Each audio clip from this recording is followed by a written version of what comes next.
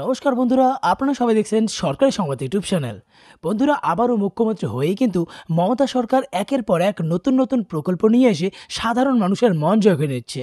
আর বন্ধুরা, যেমনটা আমরা জানি যে মূলত কিন্তু মোদী সরকার আর মমতা সরকার চাচ্ছে যে এবার মহিলাদের স্বনির্ভর করে তুলতে, যাতে মহিলারাও এবার নিজে ইচ্ছে মতো কিছু করতে পারে।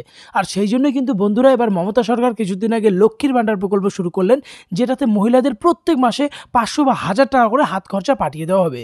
এছাড়াও কিন্তু বন্ধুরা আমাদের মমতা সরকার কিন্তু মহিলাদের জন্য মহিলা সমৃদ্ধি যোজনা, কন্যাশ্রী, রূপশ্রী, যুবশ্রী এরই সাথে আরও নানান প্রকল্প শুরু করেছে।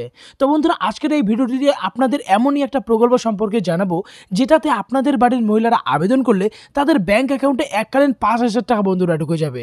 আপনাদের বাড়িতে যে কয়টি মহিলা থাকুক না কেন, তারা যে কয়জনে আবেদন করবে তাদের প্রত্যেকেরই ব্যাংক অ্যাকাউন্টে এই 5000 টাকা করে ঢুকে যাবে। যদি না ঢোকে সেক্ষেত্রে আপনাকে একটা মোবাইল নম্বর আমি দিয়ে দেবো, সেই মোবাইল নম্বরে ফোন করেও আপনারা ডাইরেক্ট কথা বলতে পারবেন যে আপনাদের মোবাইলে বা অ্যাকাউন্টে কবে এই 5000 টাকা দেওয়া হবে। তো বন্ধুরা দেখুন, এই বিষয়ে এখানে হেডলাইনে বড় বড় করে বলা হয়েছে যে মহিলাদের ব্যাংক অ্যাকাউন্টে 5000 টাকা দিচ্ছেন মুখ্যমন্ত্রী মমতা বন্দ্যোপাধ্যায়। কিভাবে আবেদন করবেন, কি কি ডকুমেন্টস বা কাগজপত্র লাগবে, কোন কোন মহিলারা আবেদন করতে পারবেন, এই সব কিছুই আপনাদের আজকের ভিডিওটিতে আমি জানিয়ে দেবো। তো অবশ্যই কিন্তু বন্ধুরা ভিডিওটিকে একদম শেষ পর্যন্ত দেখবেন।